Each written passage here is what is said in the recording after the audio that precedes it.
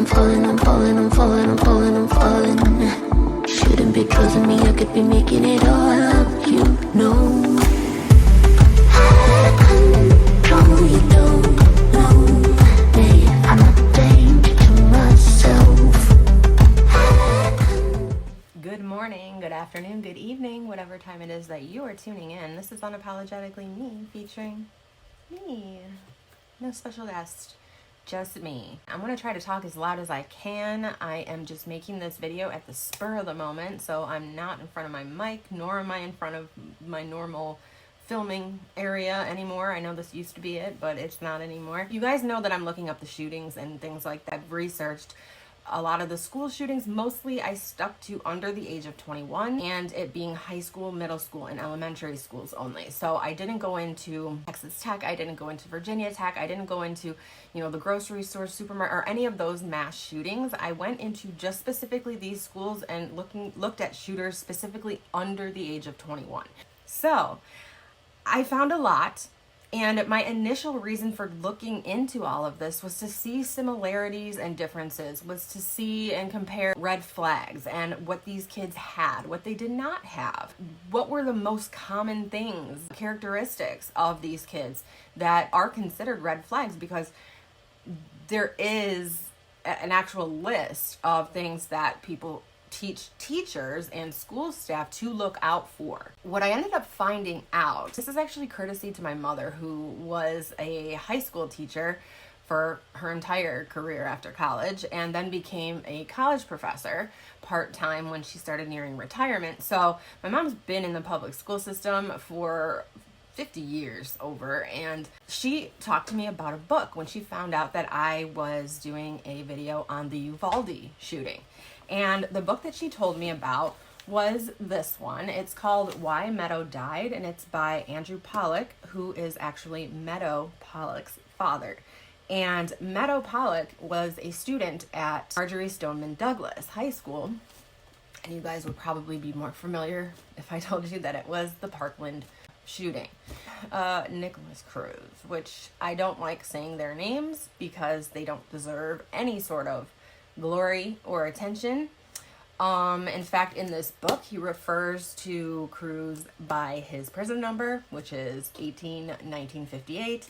And I have a whole video that we're going to be talking about what went wrong here, because this book is full of all sorts of resources and receipts. Basically, everything stated in this book is a fact. There is data, and you know I love my data. You know I love my facts, and this book is full of it.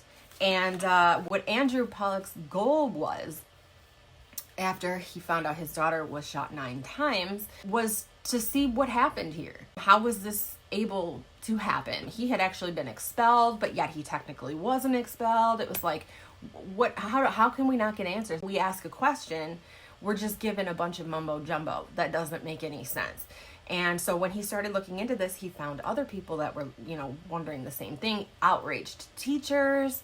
At first, he did not have the other victims' parents on his side about these things, because of course they want to believe that the school did everything that they possibly could have to prevent this. But the fact of the matter is, this started in preschool for him. He had never had school life that was normal. It was always chaos. There was always problems. He had been committing crimes. He had been torturing animals, killing animals. He had been violent. He would have outbursts in class. He would throw chairs. He would kick the teachers' desks. He would threaten people. He had brought bullets and knives to school. This is something that had been going on since he was a little kid. And he came from a very shitty biological family, but was adopted. And, that mom did whatever she could. She did a lot for him. The father, unfortunately, passed away when he was very young. The mother ended up passing away. And very shortly after she had passed away, it was like she was the only one keeping him from this. That's when he committed this crime. So it goes into all of it. And the problem here is what they discovered was certain policies. So that's what I'm going to be going into in the next series of videos. But I guess what I really wanted to get out right now, because I'm reading this book, I'm almost through it, and I write my little notes on the side of the book of what I want to say, and I'm outraged, but at the same time, I'm like disgusted and disappointed and afraid and fearful. Like, I have so many emotions going through me, knowing that I have children in the school system, and the fact that I have a little one who hasn't even begun to go to school yet.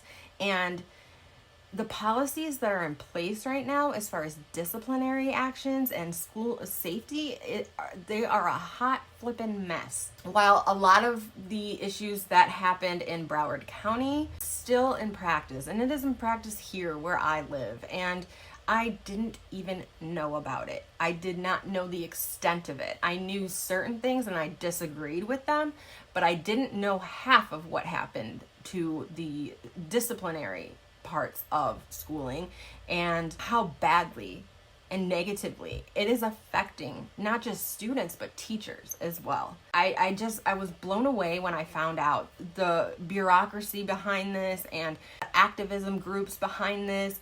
And it seems to me that a lot of activist groups, they speak without knowing jack shit about what it's really like. And in this case, for teachers, these policies are putting teachers in danger. They're putting kids in danger, but they're mainly actually putting teachers in danger, because teachers these days are not allowed to discipline.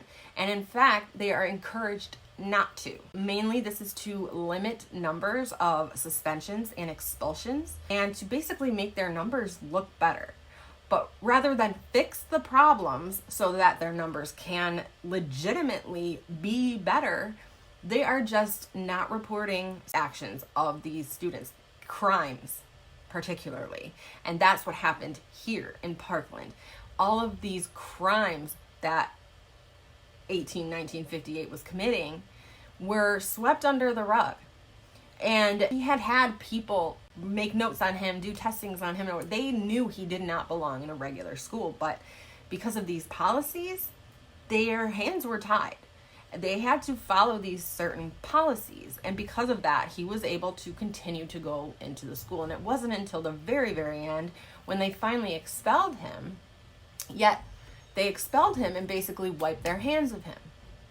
And so here they've created this monster. You know, everybody wants to call these kids monsters. They weren't all born this way. A lot of them were created.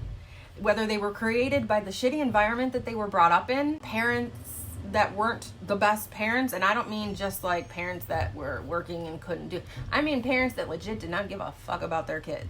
They were too busy going out, they were too busy getting high, they were too busy doing whatever the hell it was they were doing, that they could not care less about their kid. And now these kids are going to school and they are expecting, or you would think, that is where they're going to get guidance, that is where they're going to get support, that is where they're going to get noticed for if they have any issues or mental illness or behavioral disorders. And while those are being noticed, they're not being handled. So the kid has BD, behavioral disorder, but we're just going to put him in a regular class. We're not going to put him in a class that teaches skills on how to behave differently. We're not going to get them counseling like they say that they are, but they're not. They're just putting them in there and pretending that they're not doing anything wrong. How is this helping them? I have said so many times that the time to mold people, it's when they're kids. If they're not getting it at home, they're not getting discipline at home, they're not getting supervision at home, they're going to school, and at least they're getting disciplined, they're getting help if they need it, they're being educated, they're learning how to grow up in a society. That is not what's happening in a lot of these schools anymore.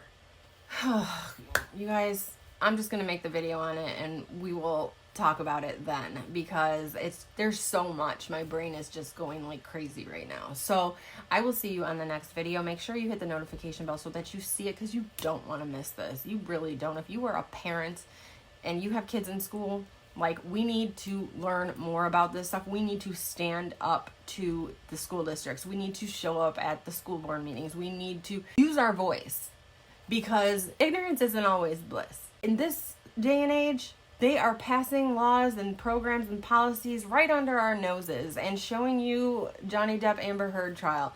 you know, to get your mind off of it. There's so many distractions to keep us from being aware of what's really going on in the world. And I'm sorry, but if we continue down this path, our future is looking very dark, because the schools are starting to raise children to be criminals, not the other way around, which is what they want you to think.